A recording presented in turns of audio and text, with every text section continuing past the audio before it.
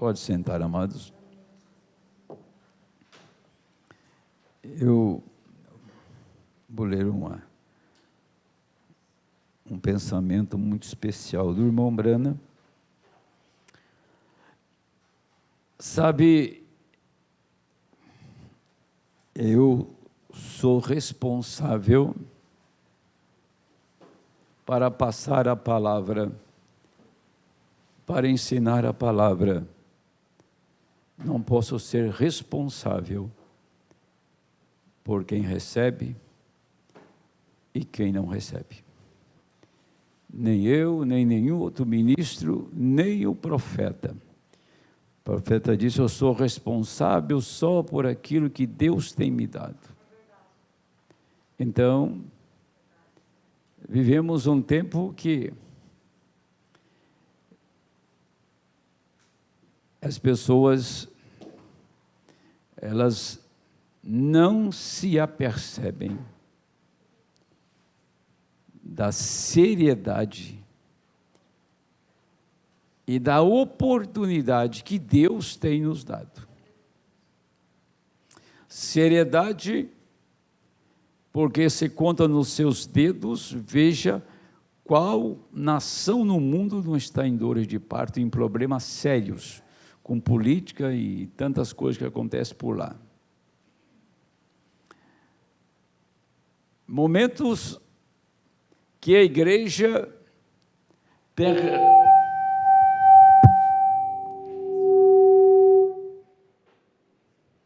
Faça isso não, poxa. Você acaba com o meu culto. Que o Edilberto está na igreja hoje? O que houve com ele? Então, vou jogar essa culpa nas costas do Edilberto, se estiver me ouvindo. Quero dizer para vocês, é sério isso aqui, sabe? Isso que acontece é muito sério e gostaria que as pessoas que trabalhassem ao meu lado levassem isso mais a sério do que eles pensam. Porque você pode estragar, tirar a unção de um culto inteiro por negligência. Então, o que eu estava falando é que a igreja devia estar mais coesa, estar mais presente, estar mais em oração, mais no espírito. Mas acredito que você não poderá mudar o quadro. Ninguém irá mudar o quadro. Se o irmão Brana estivesse ministrando neste tempo, com toda a unção que está sobre o profeta, não mudaria o quadro. Porque é a condição das pessoas. É a condição espiritual de cada pessoa. Porque, às vezes, você faz um grande plantio toda a sua vida e quando chega na hora de colher, você deixa lá no campo e o grão estraga porque você não colheu. Tem um bom princípio, né? Tem um bom princípio e luta por um bom tempo na vida. Na hora final de fazer a colheita, de colher, é quando as pessoas, elas esquecem do investimento do plantio que ela fez.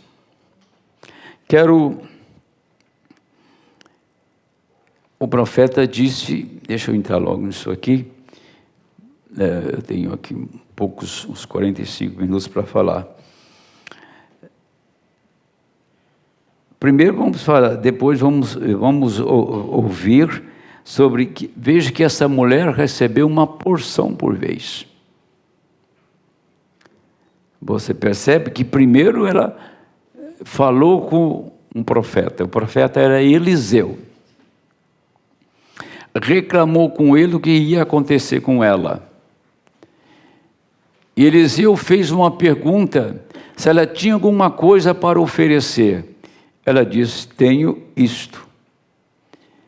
Aí E Eliseu orientou ela o que ela devia fazer. Ela foi orientada o que ela devia fazer. E ela fez exatamente o que o profeta disse. Quando terminou, ela perguntou para ele: e agora? E agora? O que eu faço? Ele diz: agora você tem um investimento. Você tem um investimento em sua vida, que você foi pondo as porções sobre os vasos que chegavam até você. Você tem um investimento para toda a sua vida agora. Você não deve num centavo para os seus credores, que isso é o suficiente para você ficar livre da cobrança e dos seus filhos ser levado como pagamento. Mas ela investiu todo aquele tempo. Ele disse, ele não deu tudo para ela na hora. Diz que ela ia receber porção por porção, até que aquilo se completasse. Então vocês estão percebendo que isso é o dia a dia, a vida cristã é o dia a dia. A vida cristã é um investimento que você faz todos os dias. Não é apenas um tempo, não é apenas um culto, não é apenas uma bênção, um milagre, é uma continuidade. É uma continuidade. Agora, o profeta disse: as flores não vêm através do ar. As flores não vêm pelo chão. A flor já está na árvore. A maçã já está ali. A árvore é plantada no chão. E a única coisa que ela tem que fazer é beber. E quando ela começa a beber, e tem que beber mais do que sua porção, e ela se espalha, empurra para fora, e é desta maneira que somos plantados em Jesus Cristo, através da inesgotável fonte da vida, e começamos a beber. E quanto mais bebemos, nós saímos para fora. Isso é correto, isso traz estes elementos. E o dom para o qual Deus tem chamado, bem, apenas o problema disto é, você não está bebendo. É isto mesmo, você não bebe. Não crê você que Ele é inesgotável fonte da vida? Vinde a mim todos os confins do mundo e beba. O diabo não importa que você venha, contanto que você não beba. Venha e beba. É este o motivo desta reunião agora, para que você beba. A maçã está na macieira, a fruta está na árvore, a fruta não pode beber da água que está no solo. Quem tem que beber o suficiente para todos os frutos que virão é a árvore. E ela não bebe de uma só vez. Ela bebe todo o tempo necessário para a produção dos seus frutos. Ela não bebe um dia e no outro deixa de beber. Ela não bebe este mês e não bebe o mês que vem. Todos os dias ela está bebendo de uma porção, porque ela sabe que os frutos que se encontram nela, da sua natureza, precisa daquilo que ela está bebendo. Deus, sabendo o que essa igreja precisava para este dia, colocou essa igreja junto a ribeiros de águas, como está no Salmo 1, para que ela bebesse o suficiente, para que no tempo que estamos vivendo, ela produzisse frutos com abundância. Portanto, a água está disponível, o solo tem água suficiente, e somos uma árvore plantada neste solo. Este solo é a palavra. Tem água abundante, tem tudo que aquela árvore precisa, mas aquela árvore, ela tem que beber, ela tem que se alimentar. E conforme ela vai recebendo, aquilo vai fazer com que ela dê uma carga muito grande de frutos, e bons frutos, porque ela bebeu o suficiente para produzir. A vida cristã é exatamente isto. Deus enviou sua palavra. Neste tempo que estamos vivendo, Ele não enviou uma porção como Ele enviou para Lutero, só tinha uma coisa. O Wesley só tinha outra coisa, e os pentecostais tinham outra coisa. Eles tinham só aquilo. Eles beberam do que tinham naquele dia. Mas para esta hora, Ele nos enviou tudo. Enviou a porção que estava em Lutero e Wesley, e a porção dos pentecostais. Reuniu tudo isto e trouxe uma igreja para desfrutar de tudo que a palavra oferece, abrindo a palavra. A única maneira de você poder beber é saber aonde você está plantado, que região você está plantada, que ministério você pertence, que igreja você está, que tipo de mensagem você tem ouvido, o que você tem recebido. Então, Ele nos deu o privilégio de sermos plantados em lugares abundantes. E nós temos só que fazer uma coisa: beber disso que Ele tem nos dado, alimentar-se disso que Ele tem nos dado. Você não precisa ir a outro lugar, recorrer a outros recursos. Nós temos recursos suficientes para receber vida eterna, para receber o Espírito Santo. Temos recursos suficientes para estarmos na primeira ressurreição. Tudo está disponível para nós. Depende do quanto eu estou disposto a beber. Eu sempre tenho uma interrogação comigo. É uma coisa que me martela a vida inteira. Estamos numa audiência de oração nesta noite, mas hoje é um feriado. E aparentemente da minha casa aqui, eu vim muito rápido hoje, o trânsito está excelente na cidade.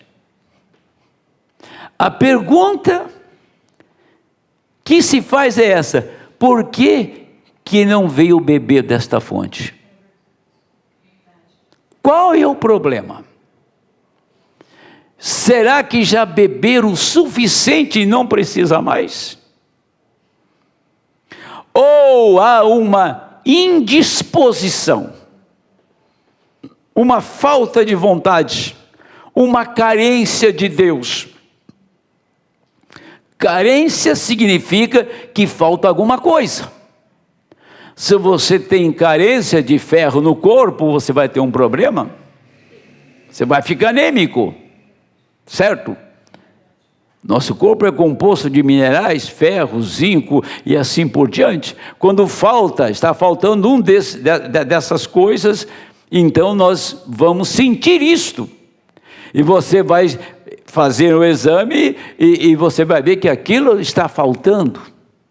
Então você tem que ser medicado para repor o que falta. Agora, quando nós estamos em carência, nós ficamos indispostos.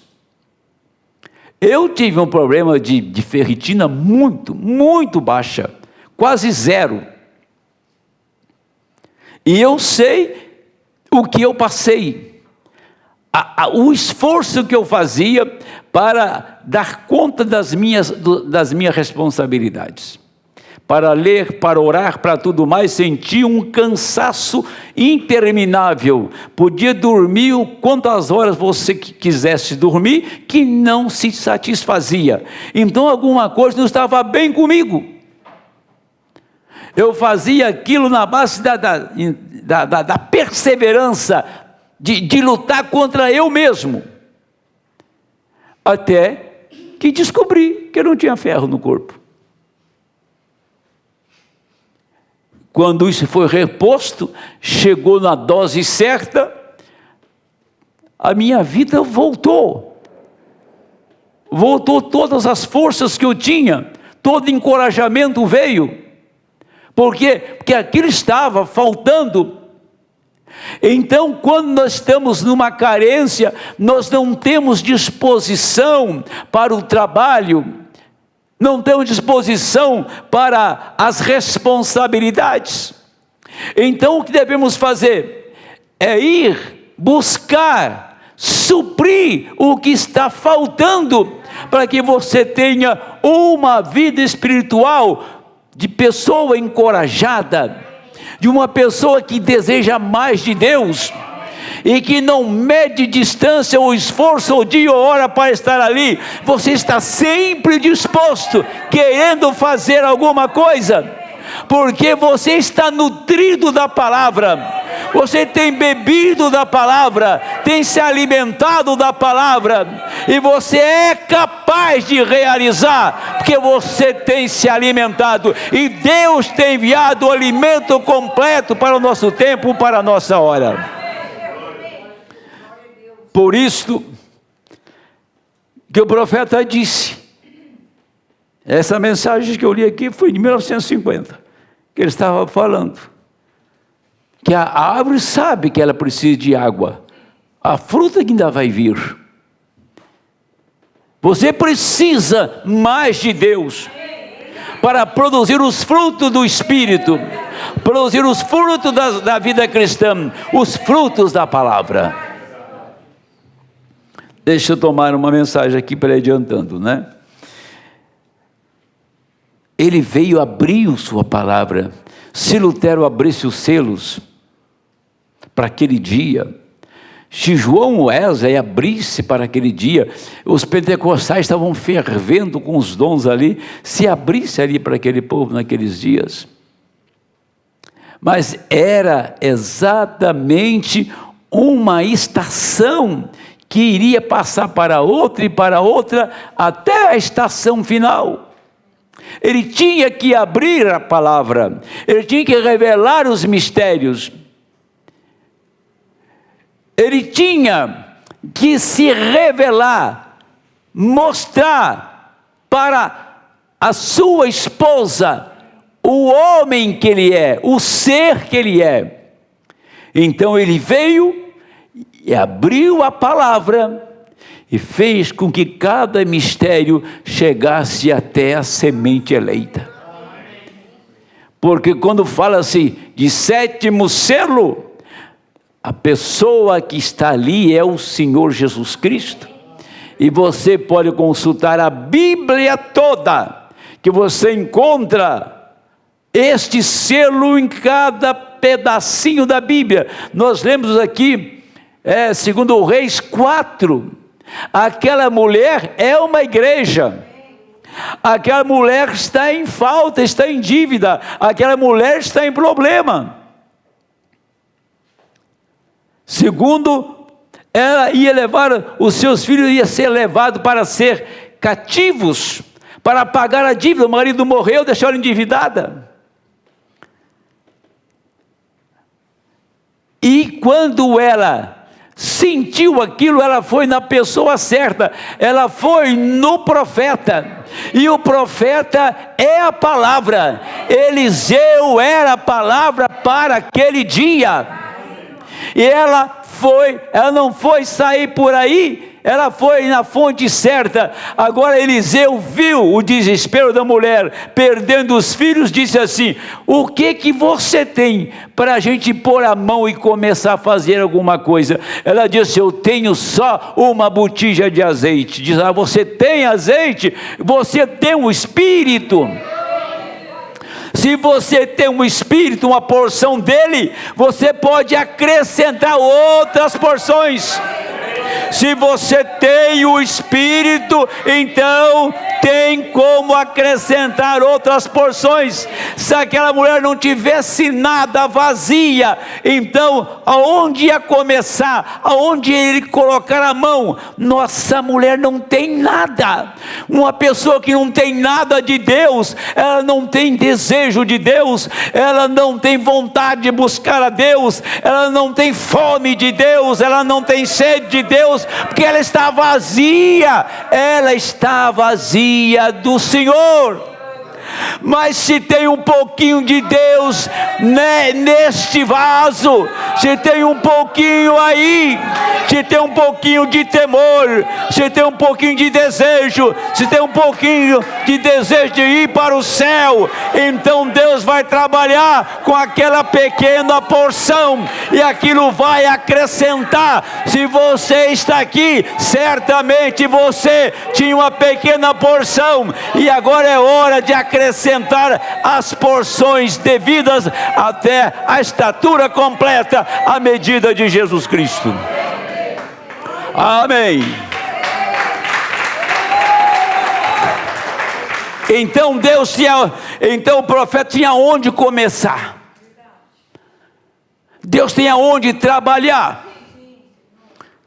Ela não era surda, não era muda. Ela agiu. Ela foi buscar a Deus. Ela não ficou parada esperando a casa cair na cabeça dela. Ela não ficou esperando os problemas acontecerem. Antes que os seus filhos fossem levados, ela foi buscar uma providência, foi buscar socorro. Não cruzou o braço, não. Foi a luta. Sou responsável só por aquilo que eu prego aqui. E você é responsável para tomar decisões mediante aquilo que você escuta. A gente que não começa a querer carregar uma pessoa nas costas, ela vai achar muito bom dar nas suas costas. Faz ela andar com você. Tá? Faz ela andar com você. Porque tem pessoas que gostam só de viver. Eu só posso fazer neste dia, naquele eu não posso. Infelizmente, num tempo que se você fosse cego, mas os seus ouvidos estão ouvindo o que está acontecendo.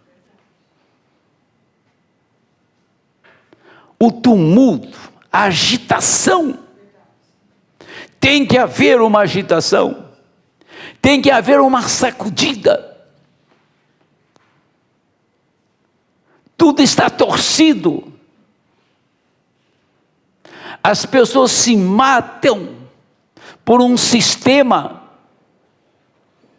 um frio de bater queixo da cidade. Hoje um vento de cortar, eu estava caminhando, puxei a blusa até na cabeça e estava frio. Olhei assim, no Ibirapuera, se você não via, só via bandeira verde. Olhei no Rio de Janeiro, no mesmo jeito. Você vai em Curitiba, do mesmo jeito. Cada capital, cada cidade desse país estava tomada, a praça e as ruas, de gente num frio terrível. A igreja devia estar tomada de gente nessa noite.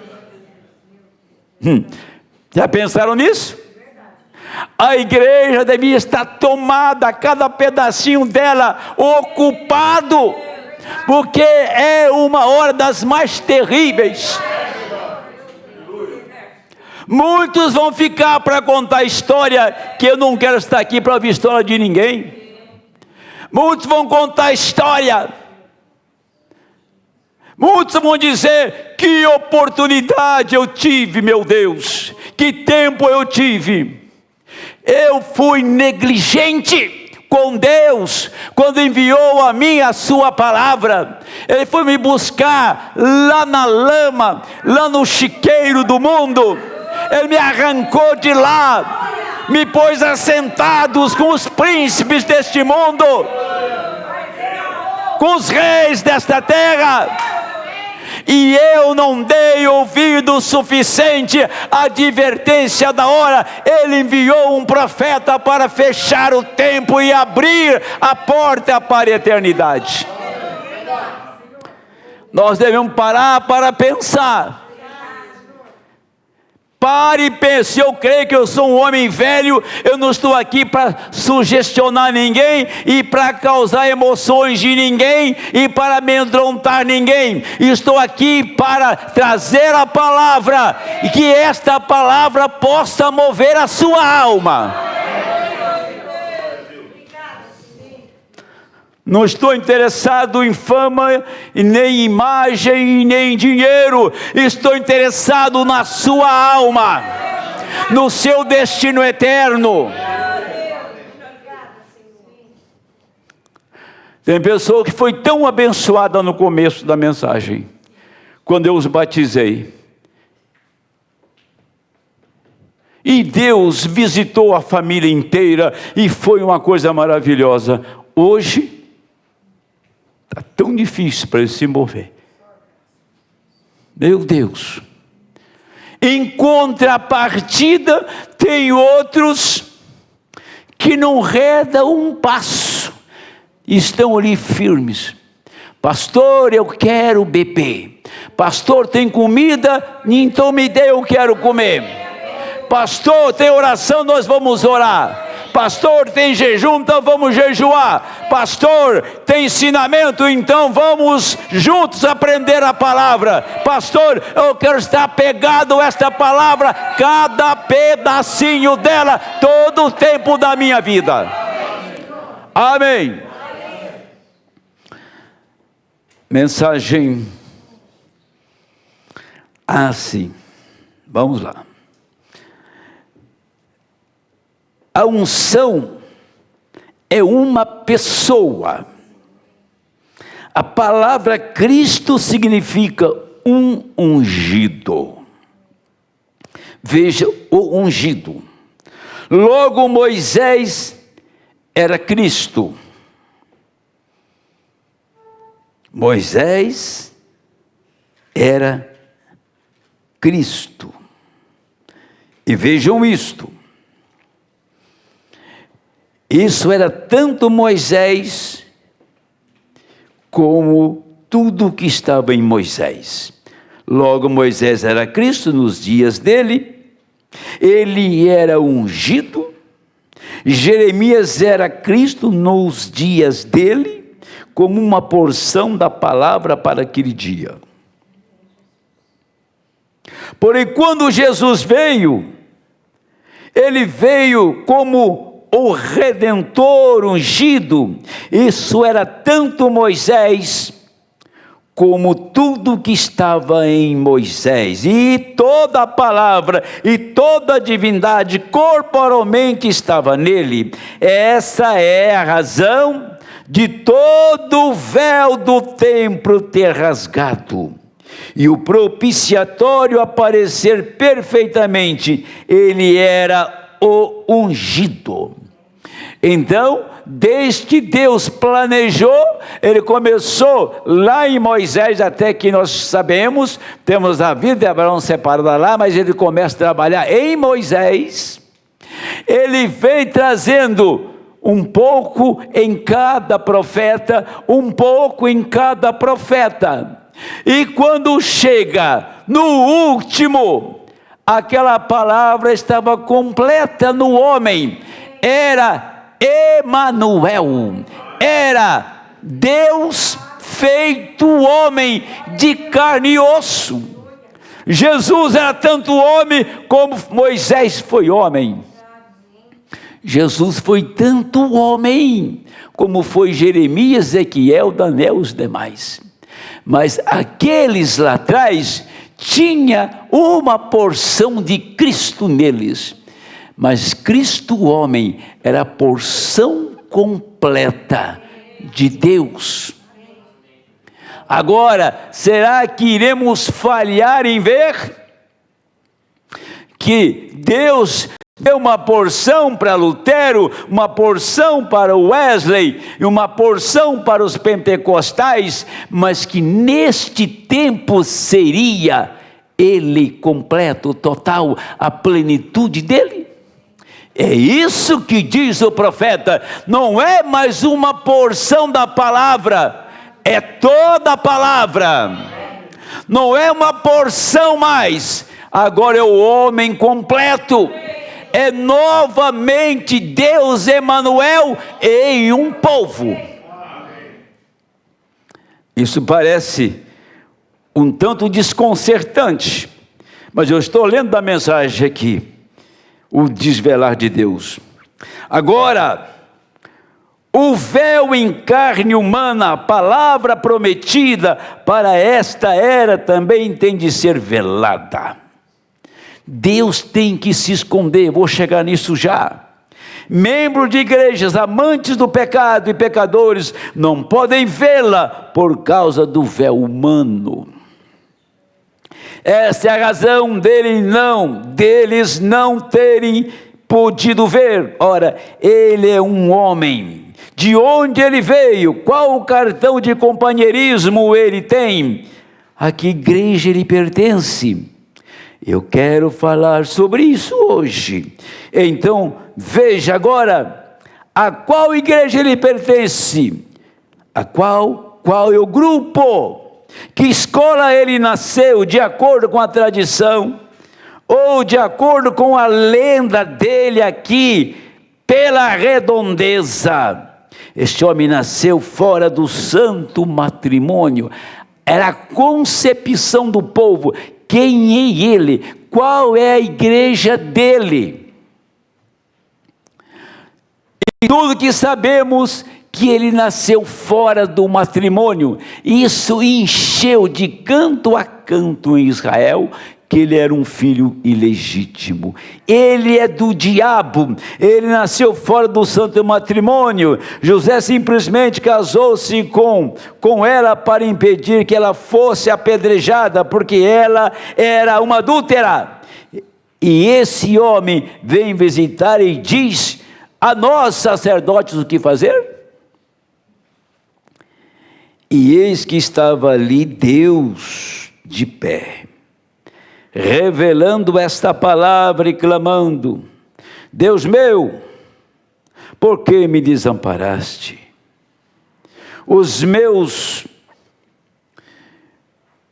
mesmos cânticos que eles estavam entoando no templo, que Davi fizera, eles estavam dizendo: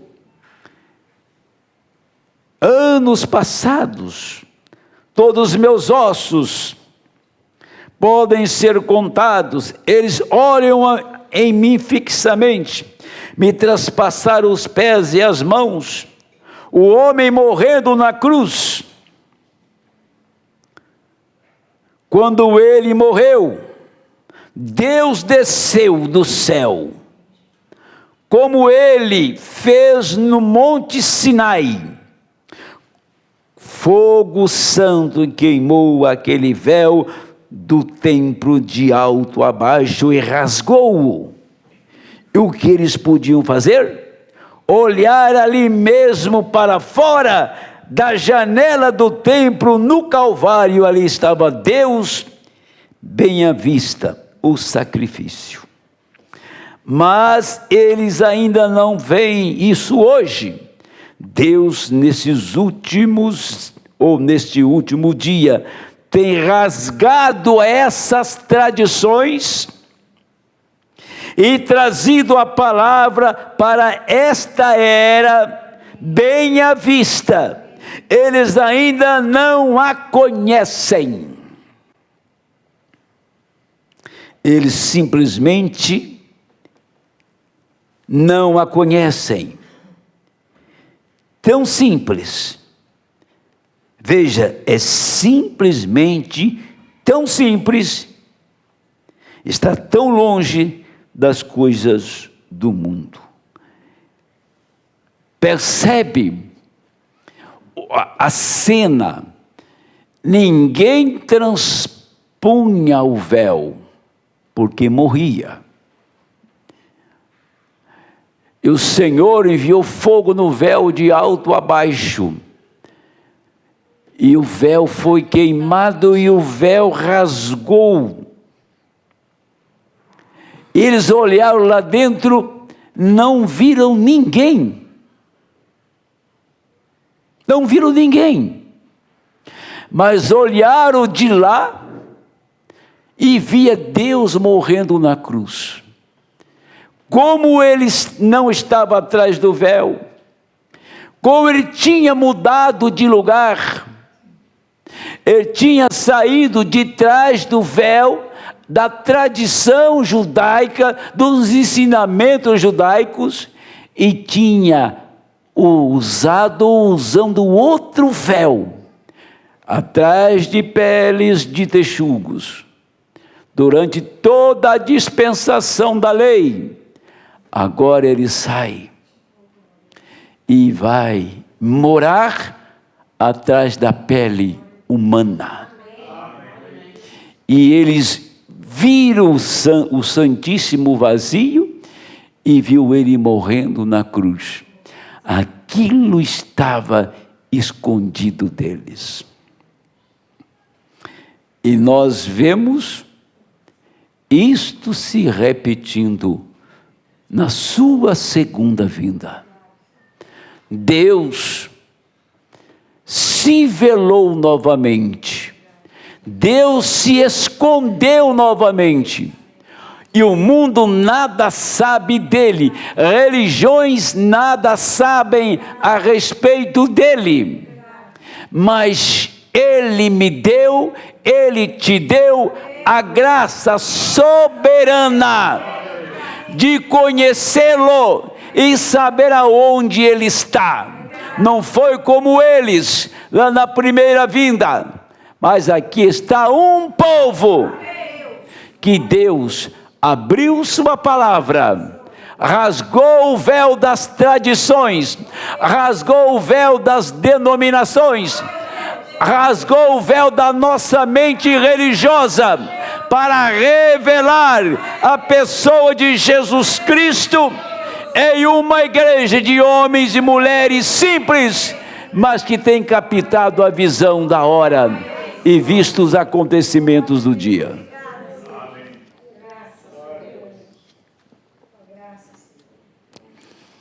Aqui está. Tem uma coisa importante aqui. Quero ver se eu consigo terminar dentro do tempo. O profeta fala que a rainha da Inglaterra foi visitar uma fábrica de papel. E ela perguntou para o diretor da fábrica como que era processado isto. E da onde vinha Ele mostrou para ela, isso é chamado de celulose, um monte de trapos, que era madeira naquele tempo, ainda que até hoje faz de madeira, aquele trapo sujo. Ela disse, desse monte de trapo sujo, que faz esses papéis tão brancos, esses papéis brancos e tão lindos. E ela visitou a fábrica e foi embora. Passou algum tempo, aquele diretor tinha uma foto daquela rainha, ele colocou impresso naquele papel e disse, aqui está aquele monte de trapo sujo que você viu, é exatamente aonde eu pude colocar a sua imagem. Profeta falando isso na mensagem, há um homem aqui que pode acender a luz.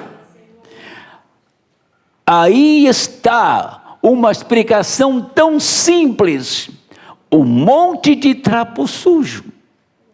Ele pode tomar e passar esses trapos sujos por um processo, passar você por um processo de arrependimento,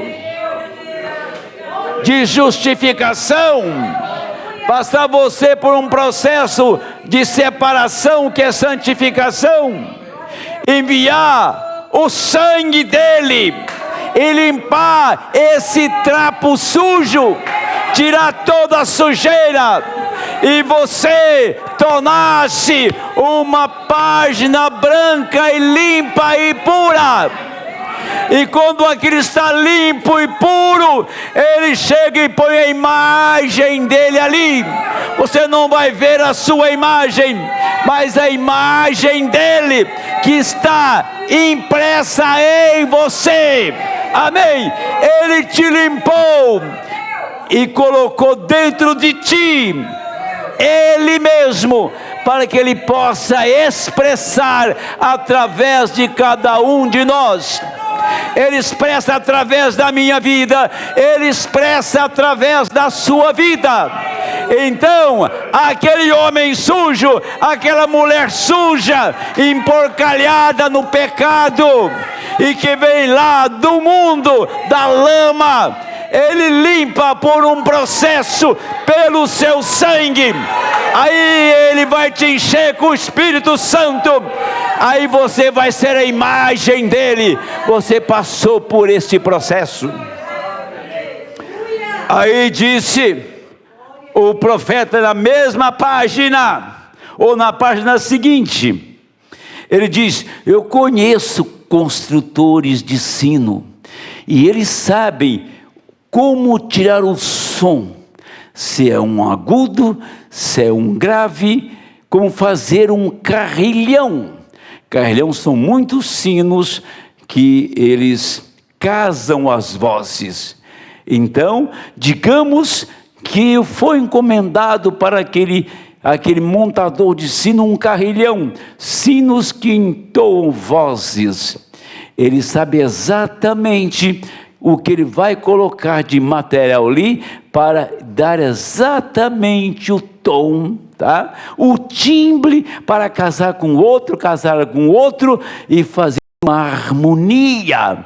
É como uma orquestra que está bem afinada, cada instrumento toca a sua parte, outro toca a sua parte, e você vê uma grande harmonia formada, porque cada músico está olhando exatamente naquilo que o compositor escreveu. Então veja, quando um homem em uma fundição está fazendo um sino, ele tem que colocar um determinado som. Quando ele está assentando o molde, ele derrama ferro, ele coloca dentro tanto de metal, tanto de aço, tanto de cobre. Por quê? Ele sabe exatamente a quantidade para colocar dentro, para dar o som certo. Isto é o que Jesus tem feito por sua noiva. Ele teve de colocar tanto de Lutero, metodista, e um tanto de presbiteriano, um tanto de Pentecostes nela. Porém, qual é o resultado? Seu próprio reflexo. Por quê? Como a mensagem da pirâmide, você segue empilhando até ver a menoria para a pedra de esquina. O ministério de Jesus Cristo na terra tem de ser o mesmo como o ministério que ele teve, ou ele não pode vir a isto. Igualmente, da cabeça aos pés. A cabeça e os pés não são, os pés não são a cabeça, porém a cabeça leva os pés, ou dirige os pés, diz ele, aonde ir. Você captou isto? Formosa luz desta hora. Quem guia o seu pé é a sua cabeça. Quem guia esta igreja é o Espírito de Deus. Então você observa que Deus pôs dentro de cada um de nós uma porção para tirar de você exatamente o que Ele quer ouvir, o que você é. Ele coloca uma porção até tirar o tom certo daquele sino. Então Ele vai colocando na noiva um pouco de cada mensageiro do passado, e chega nesta hora, Ele traz o acabamento final. Agora Ele pode tirar um único som: Jesus Cristo é o mesmo ontem, hoje e eternamente. Veja bem, aqui Ele reúne isto em cada pessoa. Em cada pessoa. O Senhor trouxe para nós 7 dias antes do dilúvio. Ele escondeu Noé. 7 dias Noé desapareceu.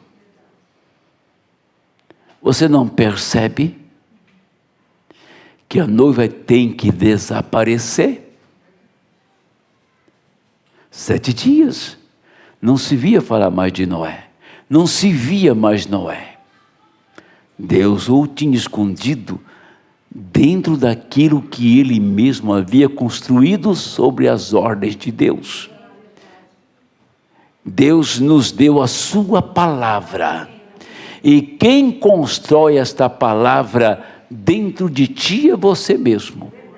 E a palavra que você construiu dentro de você mesmo, é nela que você vai se esconder. Ele trouxe 7 eras da igreja, Ele trouxe os 7 selos, Ele trouxe 7 trovões abrindo os mistérios. Deus agora está escondido. O grande caso, o grande problema, a pergunta é esta: Deus está escondido. Ele escondeu Noé 7 dias na arca, Ele escondeu em Jesus Cristo, a plenitude da divindade estava nele, e nesta hora final que a pedra angular está descendo, Ele se esconde nela. Por isso que há tanto descrédito, é por isso que há tanta incredulidade nesta hora. Você sabe por quê? É porque Ele está escondido. Você quer ver Deus da sua maneira, você não verá nunca da sua maneira, você vai ver da maneira que está na palavra. Deus escondido atrás de pele humana. Amém.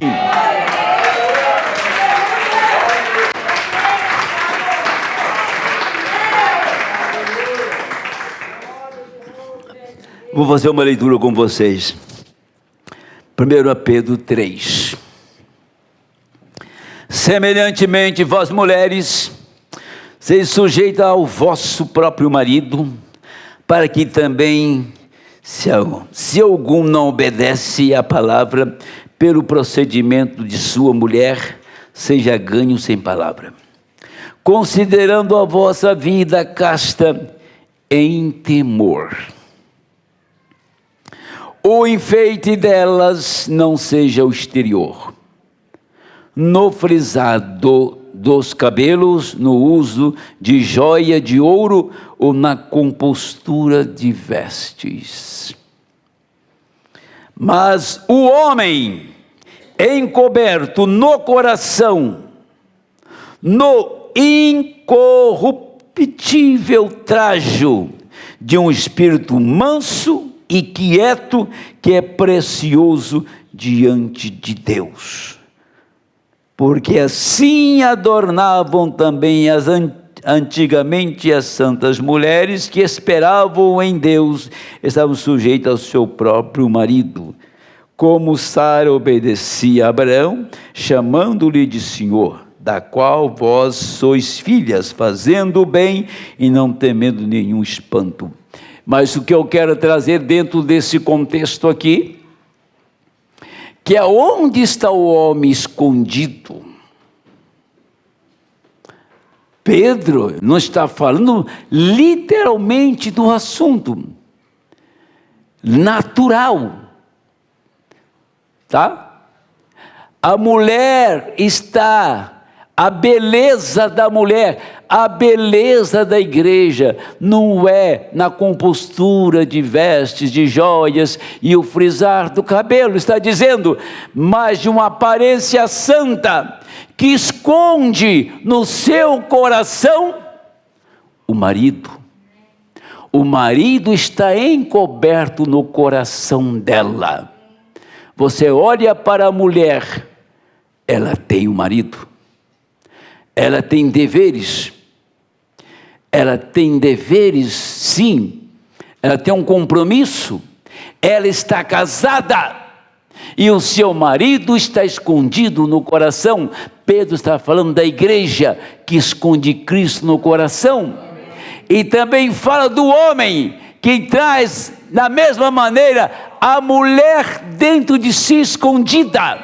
Jesus tomou a noiva e pôs no coração dele e disse: ninguém a conhecerá, ela é minha esposa, eu a tenho, eu a amo, eu a tenho escondido em meu coração, e ninguém a conhecerá, ninguém saberá quem é ela, porque eu a tenho escondido dentro de mim. Jesus te escondeu dentro dele, que é a sua palavra, como ele escondeu Noé dentro da arca. Amém.